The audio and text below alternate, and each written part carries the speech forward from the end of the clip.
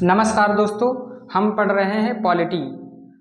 हम इससे पहले वाले वीडियो में हम लोगों ने प्रस्तावना के बारे में पढ़ा था। अब पढ़ेंगे मूल अधिकार, जिसको इंग्लिश में कहते हैं फंडामेंटल राइट्स। फंडामेंटल राइट्स, इसका जो पहला पॉइंट है वह है मूल अधिकार का संवैधानिक प्रावधान। इसमें पहला है स्रोत, इसको कहाँ से लिया गया, तो इसको यूएसए के बिल ऑफ राइट्स से लिया गया है। बिल ऑफ राइट से लिया गया है। यह कौन से भाग में है? यह भाग 3 में है। और कितने से कितने अनुच्छेद तक है? यह अनुच्छेद 12 से 35 तक है। प्रारंभ में मूल अधिकारों की संख्या कितनी थी? 7 थी। और वर्तमान में कितनी है? 6। तो वह कौन सा अधिकार है जिसे हटाया गया, और वह कौन कौन से अनुच्छेद में था, अब वह कौन से अनुच्छेद में है? तो जो संपत्ति का अधिकार है उसे हटाया गया था। संपत्ति का अधिकार, संपत्ति का अधिकार, इसे हटाया गया था। कौन से? 44वें संविधान संशोधन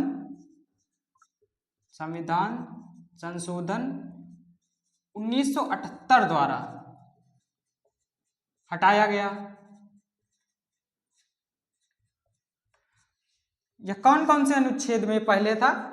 तो यह 19(1) के 4, या इसे कभी कभी F भी कहते हैं, और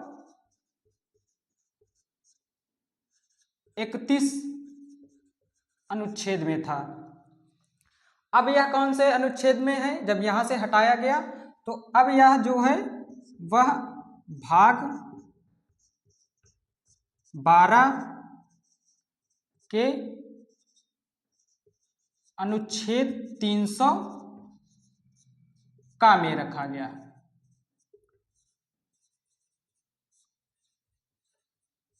अब यह एक विधिक और कानूनी अधिकार है। यह विधिक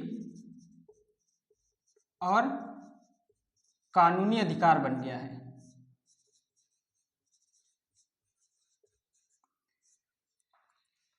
इसकी उपाधि क्या है? मूल अधिकारों की उपाधि क्या है?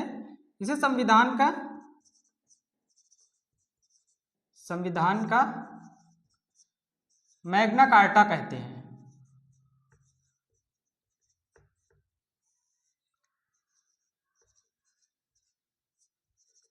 यह इसकी उपाधि है।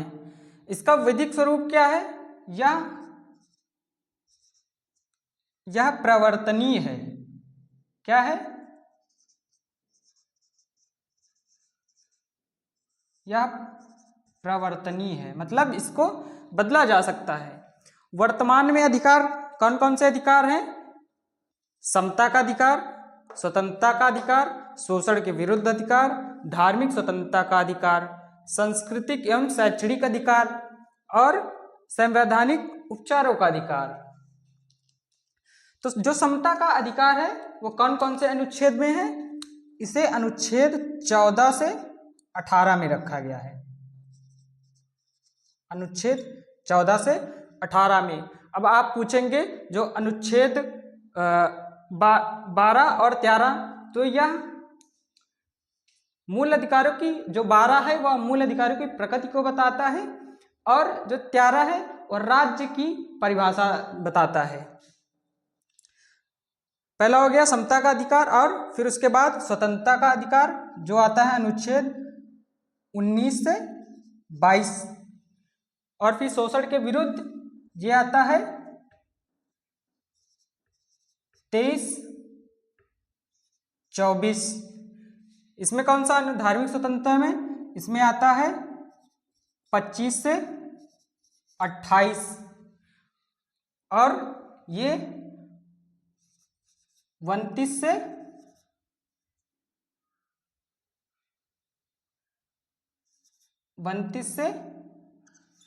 30, और यह 32। अनुच्छेद 32।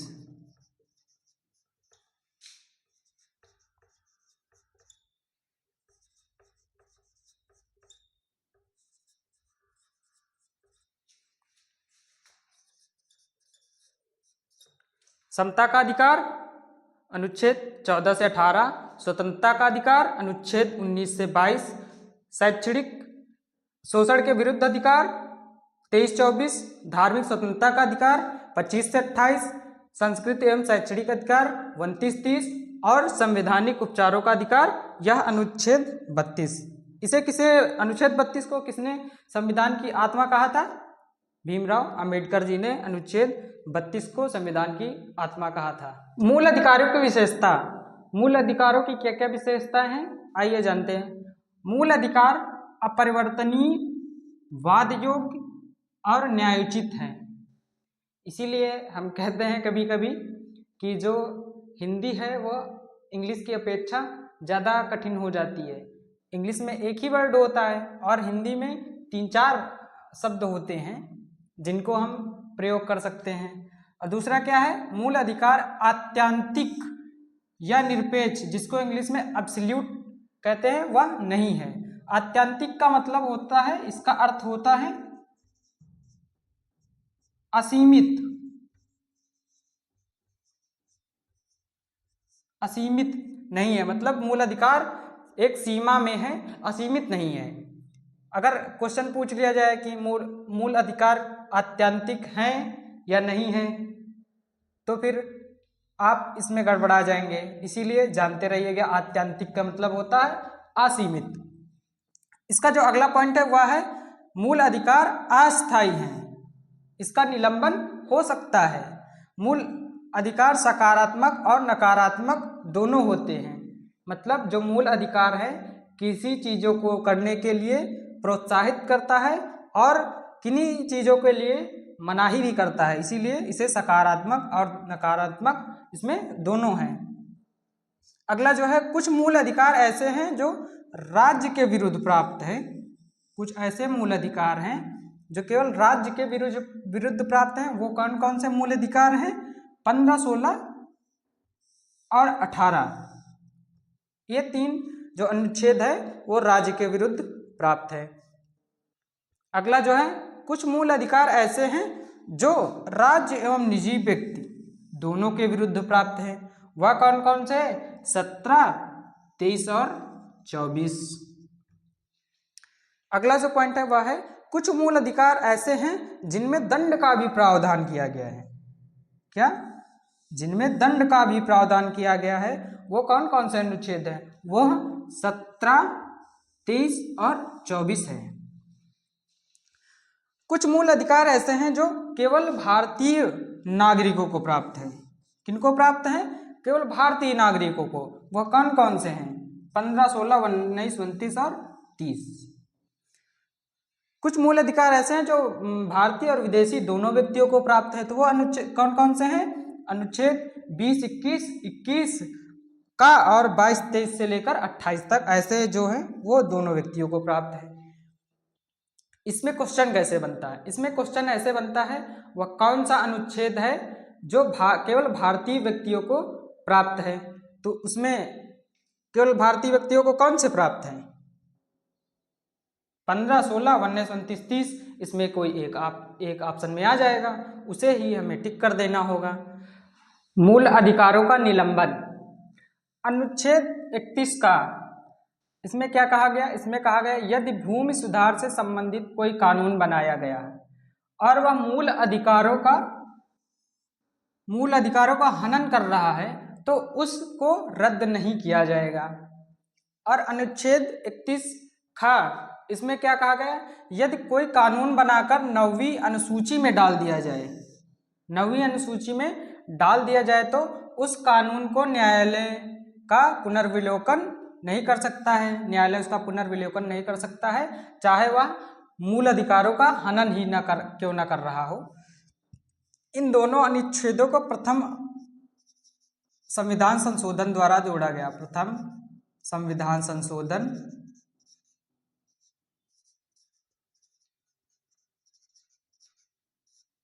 1951 के द्वारा इन दोनों को जोड़ा गया।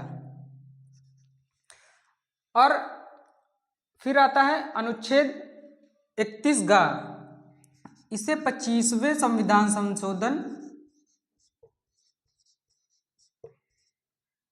जो 1971 में हुआ उसके द्वारा जोड़ा गया। इसमें क्या बताया गया? इसमें बताया गया यदि संसद द्वारा अनुच्छेद 29B और 29C के लक्ष्य को प्राप्त करने के लिए बनाती है तो उस कानून को रद्द नहीं किया जाएगा। 29B में क्या है? 29B में है कि राज्य जो है वह संसाधनों का समान वितरण करेगा। और 29C में क्या है? राज्य आय एवं संपत्ति का संकेंद्रीकरण नहीं करेगा। फिर उसके बाद आता है अनुच्छेद 358। इसमें क्या कहा गया? इसमें कहा गया राष्ट्रीय आपात के समय अनुच्छेद जो 19 है वह स्वतः निलंबित हो जाएगा। अनुच्छेद 29 स्वतः निलंबित हो जाएगा। फिर इसमें एक संशोधन किया गया जो 44वें संविधान संशोधन द्वारा कब हुआ? 1978 में। इसमें क्या कहा गया? इसमें कहा गया यदि राष्ट्रीय आपात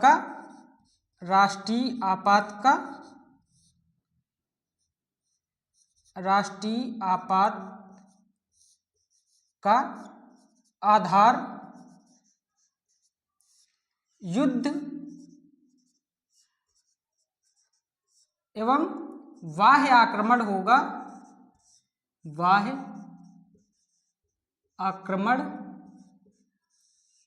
होगा तभी यह निलंबित हो। आर्टिकल 19 तभी निलंबित होगा, तभी यह निलंबित होगा। अगर सशस्त्र विद्रोह के लिए राष्ट्रीय आपात लगा है तो अनुच्छेद 19 निलंबित नहीं होगा। अनुच्छेद 19 है क्या? वाक की स्वतंत्रता, बोलने की स्वतंत्रता। फिर उसके बाद आता है अनुच्छेद 359। इसमें क्या कहा गया? इसमें कहा गया इसके तहत राष्ट्रीय आपात के समय राष्ट्रपति सभी मूल अधिकारों को निलंबित कर सकता है, किंतु अनुच्छेद 20 और 21 को छोड़कर और सभी मूल अधिकार निलंबित हो सकते हैं। इसे कब जोड़ा गया? इसे भी 44वें संविधान संशोधन द्वारा जोड़ा गया। फंडामेंटल राइट्स जो 12 से 35 तक है। पहला अनुच्छेद क्या है? अनुच्छेद 12। इसमें क्या है? राज्य की परिभाषा दी गई है। ये मूल अधिकारों की परिधि को तय करता है। यह मूल अधिकारों की परिधि को तय करता है। राज्य की परिभाषा, राज्य में कौन कौन आएगा, कौन कौन नहीं आएगा, इसकी परिभाषा अनुच्छेद 12 में है। तो राज्य में कौन कौन आएगा? संसद एवं संघ सरकार। संसद मतलब लोकसभा और राज्यसभा, और संघ सरकार के सदस्य। राज्य विधानमंडल एवं राज्य सरकार। राज्य विधानमंडल, राज्य विधान परिषद और राज्य सरकार के सदस्य। स्थानीय प्राधिकरण, लोकल अथॉरिटीज, जैसे नगर पालिका के सदस्य, जिला बोर्ड के सदस्य और पंचायत के सदस्य, ये सभी राज्य के अंतर्गत आएंगे। और अन्य अथॉरिटीज, यह सभी राज्य में समाहित होंगे। राज्य की परिभाषा में यही सारे बताए गए हैं। एक नोट पॉइंट है कि जो अनुच्छेद 12 के तहत न्यायालय को राज्य नहीं माना गया है, जो न्यायालय है वह राज्य नहीं होगा, लेकिन जब न्यायालय द्वारा जब कोई प्रशासनिक कार्य किया जाएगा तब उसे राज्य माना जाएगा। ऐसे न्यायालय को राज्य नहीं माना जाएगा, लेकिन जब न्यायालय कोई प्रशासनिक कार्य करेगा, कोई नियम या कानून बनाएगा, तब उसे राज्य माना जाएगा। अनुच्छेद 13। अनुच्छेद 13 में क्या कहा गया? कुछ विधियों से मूल अधिकारों की सुरक्षा की गई है, इसीलिए इसे फंडामेंटल राइट्स, मूल अधिकारों का सुरक्षा कवच कहा जाता है। जो अनुच्छेद 13 है, इसके तहत कुछ सुरक्षा दी गई है कुछ कानूनों से, इसीलिए इसे फंडामेंटल राइट्स का कवच कहते हैं। कुछ कानूनों से मूल अधिकारों की सुरक्षा है, वो सुरक्षा कौन कौन सी है, जिसको हम खंड में बांट के पढ़ते हैं। 13 का 1, इसमें क्या है, संविधान निर्माण के पूर्व विधियों से संरक्षण देता है। जो 13(1) है, जो संविधान निर्माण से पहले के कानून थे उनसे संरक्षण देता है। इसे क्या कहते हैं, ग्रहण का सिद्धांत। जो 13 खंड 2 है, इसमें क्या कहा गया, इसमें कहा गया संविधान निर्माण के बाद की विधियों से संरक्षण देता है। कौन देता है, 13 खंड 2। इसे पृथककर्ता का सिद्धांत, डॉक्ट्रिन ऑफ सॉवरेनिटी कहते हैं। फिर 13 खंड 3 क्या कहता है, विधि शब्द को परिभाषित करता है। 13 खंड 3 जो है वह विधि शब्द को परिभाषित करता है।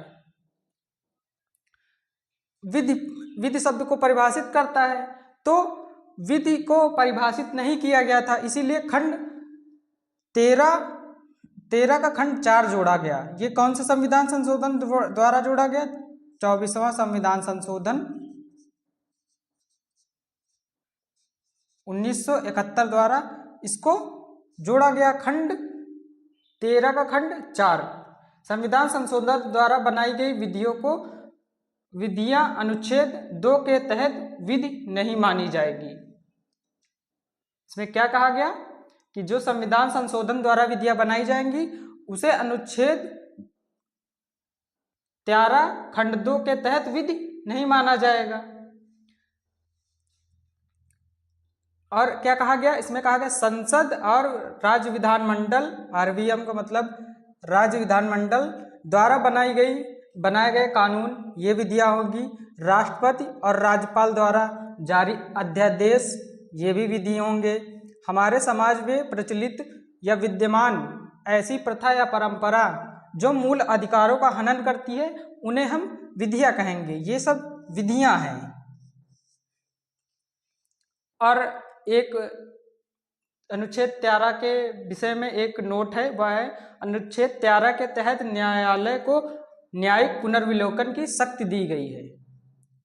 अनुच्छेद 13 के तहत न्यायालयों को न्यायिक पुनर्विलोकन की शक्ति दी गई है, जिसमें सुप्रीम कोर्ट को आर्टिकल 32 के तहत और हाई कोर्ट को आर्टिकल 226 के तहत पुनर्विलोकन की शक्तियां दी गई हैं।